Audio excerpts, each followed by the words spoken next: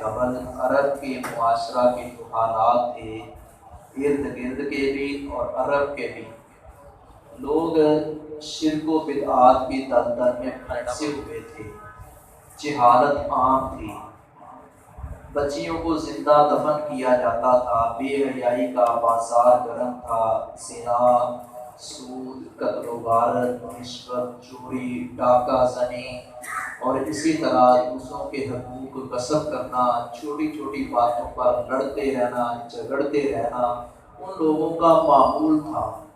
حتیٰ کہ بیت اللہ الحرام کی طرف بڑھنے والے حجاج کرام اور عمرہ کرنے والے اور زائرین وہ بھی ان کی شرارتوں سے محفوظ نہ تھے۔ اس قدر لڑائی جھگڑے اور فسادات تھے، چھوٹی چھوٹی باتوں پر بچوں کی طرح لڑتے تھے اور سال ہر سال تک لڑائیاں جاری رہتی تھیں۔ ایسے عالم میں اللہ رب العزت نے رسول اکرم صلی اللہ علیہ وسلم کو بھیجا اور اللہ رب العزت نے احسان فرمایا۔ قرآن کہتا ہے لَقَدْ مَنَّ اللَّهُ عَلَى الْمُؤْمِنِينَ إِذْ بَعَثَ فِيهِمْ رَسُولًا مِّنْ أَنفُسِهِمْ۔ اللہ رب العزت نے مومنوں پر احسان کیا رسول اکرم صلی اللہ علیہ وسلم کو بھیج کر، فرمایا تمہیں کی جانوں میں سے اس رسول کو مبعوث کیا گیا، بھیجا گیا، اور ساتھ مقصد بتا دیا کہ آپ کی آمد کا مقصد کیا ہے۔ وہ آگے مشن بتایا جا رہا ہے، جشن نہیں بتایا جا رہا ہے، مشن بتایا جا رہا ہے۔ وہ مشن کیا ہے؟ یتلو علیہم آیاتی وَيُزَكِّیهِمْ وَيُعَلِّمُهُمُ الْکِتَابَ وَالْحِکمَةَ۔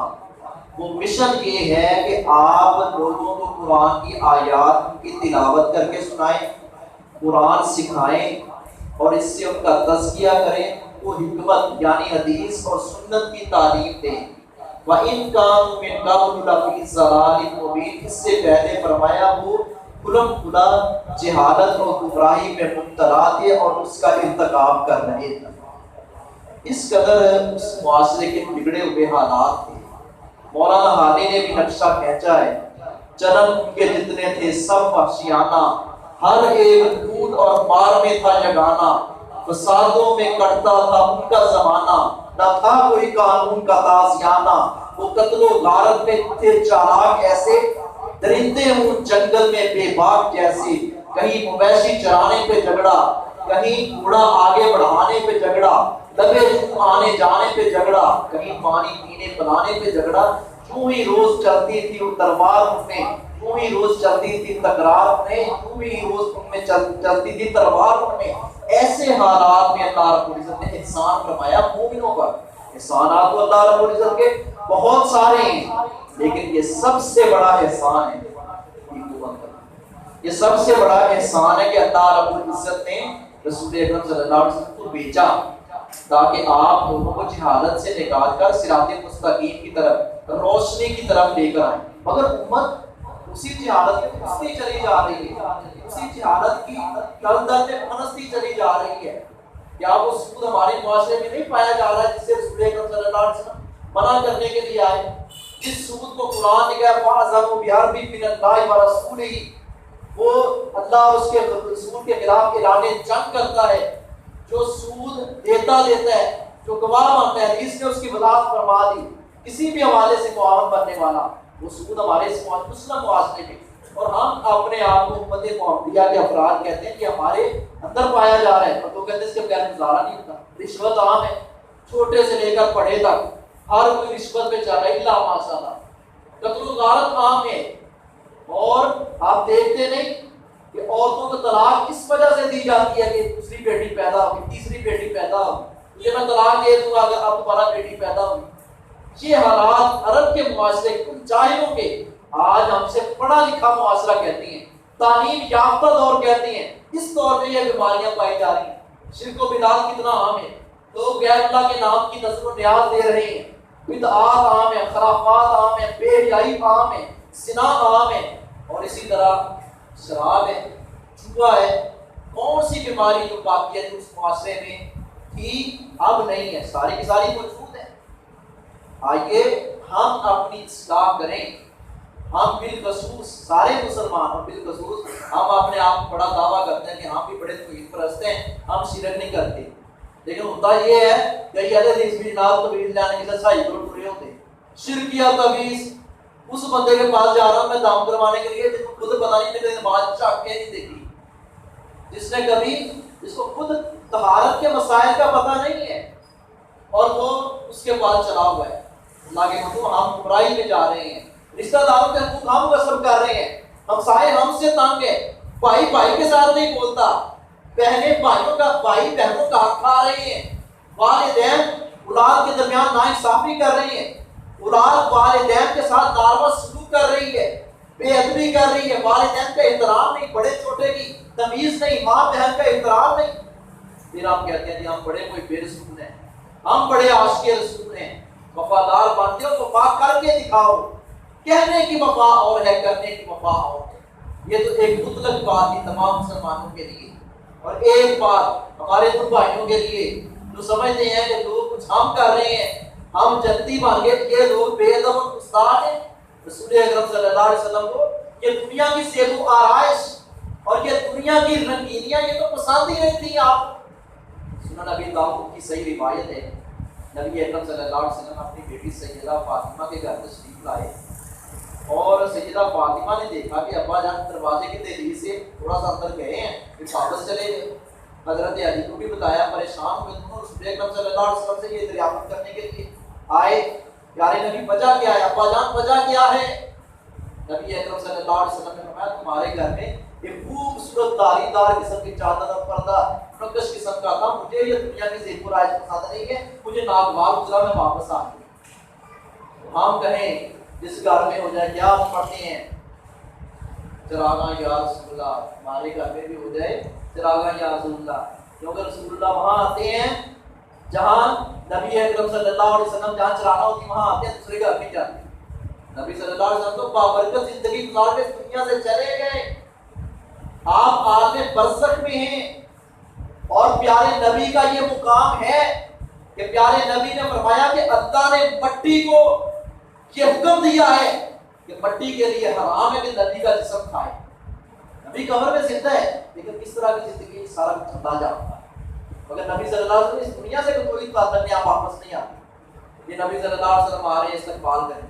وہ مولانا فضان صاحب کہتے ہیں، وہ کہتے ہیں کہ میں نے ایک بندے کو کہا کہ تہاڈی اکھ دیکھنا نہیں، میرے نظر نہیں آ رہا تہاڈی اکھ دیکھنا نہیں ہے، کہتے ہیں اچھا اکھ دیکھنا نہیں چل میرا ہاتھ لوا چھڑ، نہیں نہیں نہیں نہیں تسی گستاخ بے ادب، تمہیں نہیں پتا اس گل کا۔ فرمانے لگے اچھا نبی صلی اللہ علیہ وسلم کو جو ایمان کی حالت میں دیکھ لے، ایمان کی حالت میں دیکھ لے تو کیا ہوتا ہے؟ صحابی۔ تو آپ بھی صحابی ہیں؟ نہیں جی، پھر آپ کیا ہے جو دیکھ کر بھی نہ مان۔ دیکھیں نبی صلی اللہ علیہ وسلم موجود ہے، آپ کے ہوتے ہوئے مولوی صاحب جماعت کروا رہے ہیں، آپ کے ہوتے ہوئے مولوی صاحب سارا کچھ کر رہے ہیں، نبی صلی اللہ علیہ وسلم کے پیچھے ہے نعوذ باللہ۔ نبی صلی اللہ علیہ وسلم بابرکت زندگی گزار کر اس دنیا سے تشریف لے گئے۔ آپ صلی اللہ علیہ وسلم آپ روزہ مبارک میں ہیں، اور حضرت علی مرتضیٰ رضی اللہ تعالیٰ عنہ کی روایت ہے کہ آپ کس قدر اللہ نے آپ کو پاک طاہر بنایا تھا۔ حضرت علی فرماتے ہیں کہ جب نبی صلی اللہ علیہ وسلم کو ہم غسل دینے لگے تھے تو ہم نے آپ صلی اللہ علیہ وسلم کا پیٹ مبارک دبایا، جیسے عام لوگوں کے جسم سے کچھ غسلہ وغیرہ نکلتا ہے، رسول اکرم صلی اللہ علیہ وسلم کے جسم سے کچھ بھی نہیں نکلا۔ نبی صلی اللہ علیہ وسلم جیسے دنیا میں پاک تھے، آپ آخرت کے وقت آخری وقت دنیا سے جاتے ہوئے آپ کی میت کو دیکھا گیا، غسل دیا گیا، تب بھی آپ کا جسم پورا پاک ہے۔ یہ احساس رسول اللہ صلی اللہ علیہ وسلم کو اللہ نے عطا کیا کہ آپ کے پسینے میں بھی اللہ نے خوشبو رکھی ہے۔ آپ کے سرفے جو تھی، جب آپ صلی اللہ علیہ وسلم سرفے کٹواتے تھے نا، سرفوں کی بھی ایک حد ہوتی ہے، اب کئی نوجوانوں کڑیاں طرح باہر کے پیچھے تک جا رہے ہیں، یہ اس کی بھی ایک لمٹ ہے کہ آپ کی یہ بدھی سے نیچے بال نہ جائیں۔ نبی صلی اللہ علیہ وسلم نے فرمانی یا حاجی عمرہ کے موقع پر یا اس سے ہٹ کر جب زیادہ بڑھ جائیں تو صحابہ کرام کی کتاریں لگ جاتی تھیں کہ کاش کہ ہمیں ایک بال مل جائے رسول اللہ صلی اللہ علیہ وسلم کا، اور صحابہ کرام نے محفوظ کیا کہ اللہ نے آپ کے بالوں میں بھی شفا رکھی۔ ہم تو مانتے ہیں لیکن سن کر دیکھے تو صحیح، قریب بیٹھے تو صحیح۔ آپ نے تو رسول اکرم صلی اللہ علیہ وسلم کو صرف امام ہی نہیں بلکہ امام اعظم ماننا ہے۔ کسی نے امام اعظم امام شافعی کو مانا، کسی نے امام اعظم امام مالک کو مانا، کسی نے احمد بن حنبل کو امام اعظم مانا، کسی نے امام ابو حنیفہ کو امام اعظم مانا۔ ہم کہتے ہیں رسول اللہ صلی اللہ علیہ وسلم امام اعظم ہے۔ آپ سے بڑا دنیا میں نہ کوئی امام آیا ہے نہ قیامت کی دیواروں تک آئے گا۔ اس قدر اعلیٰ مقام ہے رسول اللہ صلی اللہ علیہ وسلم۔ پیارے نبی صلی اللہ علیہ وسلم کو یہ دنیا کی زیب و رائش پسند نہیں ہے۔ اور پھر 12 ربیع الاول کا دن تو آپ کی وفات کا دن ہے۔ حضرت فاطمہ کا نام پڑھ کر دیکھیں سیرت کی کتابوں میں، حضرت بلال کا، ابو بکر صدیق کا، عمر فاروق کا، عثمان ذوالنورین کا، علی المرتضیٰ رضی اللہ تعالیٰ عنہ کا۔ میں عرض کر رہا تھا کہ نبی صلی اللہ علیہ وسلم کو بال لینے کے لیے صحابہ کرام کی کاریں لگ جاتی۔ حضرت ام سلمہ کے بعد چاندی کی ایک ڈبیا تھی، انہوں نے اس ڈبیا میں پیارے نبی کے بال مبارک محفوظ کیے ہوئے تھے۔ صحیح روایت ہے، جب کوئی بیمار مریض آتا یا نظر بد کا مریض آتا، جب عام بیمار آتا، ماں ام سلمہ پانی میں گھو کر اس مریض کو پانی پلا دیتی، بال اپنے پاس دوبارہ محفوظ کر لیتی، اللہ اس مریض کو شفا عطا فرما دیتا۔ آپ کے ناخن جو ہیں اس کے اندر بھی اللہ رب العزت نے برکت رکھی کہ آپ کے دعا کے بارے میں کہ آپ علماء سے سنتے رہتے ہیں کہ حضرت ابو بکر صدیق کی ایڑی کو لگا، حضرت علی کی آنکھوں کو لگا۔ یہ تبرکات رسول اکرم صلی اللہ علیہ وسلم کے، آج ہم اس سعادت سے محروم ہیں۔ اب یہ سعادت ناممکن ہے۔ صحابہ کرام وضو کے بچے ہوئے قطرے بھی زمین پر نہیں گرنے دیتے تھے، آپ کا دعا بھی زمین پر نہیں گرنے دیتے تھے، بطور تبرک اپنے چہرے پر پال لیتے تھے۔ آج ہم یہ سعادت لینا چاہیں مشکل ہی نہیں، ناممکن ہے۔ یہ سعادت صحابہ لے گئے۔ ہمارے لیے کیا ہے؟ من احب سنتی فقد احبانی ومن احبانی کان معی فی الجنہ۔ جس نے میری سنت کے ساتھ پیار کیا ایسے ہی ہے جیسے میں محمد کے ساتھ پیار کیا، اور جس نے میں محمد کے ساتھ پیار کیا کان معی فی الجنہ، وہ جنت میں میرے ساتھ ہوگا۔ پیارے نبی کے مشن کو اپنائیں۔ یہودی اپنے مشن میں پختہ ہیں، عیسائی اپنے مشن میں پختہ ہیں، مسلمان اپنے مشن میں پختہ نہیں ہے، الا ماشاءاللہ بہت تھوڑی تعداد ہے۔ یہ مشن اپنائیں کہ ہم نے خود بھی سود سے بچنا ہے، لوگوں کو بھی بچانا ہے، ہم نے خود بھی رشوت سے بچنا ہے، لوگوں کو بھی بچانا ہے، ہم نے قتل و غارت کرنے والوں کو ان کا راستہ روکنا ہے جہاں تک ممکن ہے، فساد پھیلانے والوں کو ہم نے رشتہ داری توڑنی نہیں چھوڑنی ہے، ہم نے ہمسایوں کے ساتھ اچھا سلوک کرنا ہے، ہم نے شرک و بدعات سے بچنا ہے۔ یہ پیارے نبی کا مشن تھا۔ ہم نے بے حیائی کی انسداد کے لیے اپنا کردار ادا کرنا ہے، یہ پیارے نبی کا مشن تھا۔ اس مشن کو چھوڑ کر امت مسلمہ ایک دوسرے کے خلاف لگی ہوئی ہے اور جہالت والے راستے، گمراہی والے راستے پیارے نبی صلی اللہ علیہ وسلم ان چیزوں کا خاتمہ کرنے کے لیے آئے تھے۔ آئیے ہم سارے عزم کریں کہ اگر اللہ نے مجھے توفیق دی ہے، کسی برائی سے بچایا ہے، تو میں دوسرے کو احسن انداز سے، بڑے پیار کے ساتھ، محبت کے ساتھ اور حکمت اور دانائی کے ساتھ لوگوں کو بتلاؤں کہ یہ اسلام نہیں ہے، اسلام تو مکمل ہو چکا ہے، یہ دین نہیں ہے، یہ عبادت نہیں ہے، یہ اسلام کے خلاف ہے، کیوں دین مکمل ہو چکا ہے۔